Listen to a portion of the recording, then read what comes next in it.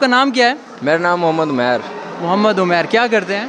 मैं स्टडी करता हूँ। कौन सी क्लास में? मैं मैट्रिक में हूँ। क्या सुनाना चाहेंगे?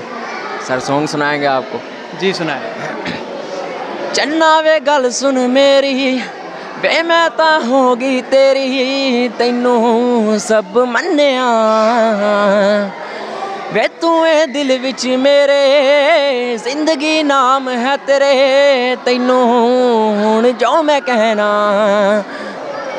वे तैनू पता ही नहीं कि तू की है मेरे लिए, मैं तां रब वांगू नाम तेरा लेना वे तैनू पता ही नहीं कि तू की है मेरे लिए, मैं तां रब वांगू नाम तेरा लेना, चेहरा जद तेरा तक लेनी आ, लंघदा दिन मेरा सोना वे, मानका मैं तेरिया ना तेरे जा कोई होना, चेहरा जद तेरा तक लेनी आ, लंघदा दिन मेरा सोना वे, मानका मैं तेरिया ना तेरे जा कोई होना, मेरा कल्ला कल्ला सा तेरे ना दे ना जुड़िया, तेरे वाजो मैं तां इक भी नहीं लेना वे तैनू पता ही नहीं कि तू की है मेरे लिए, मैं तां रब वांगू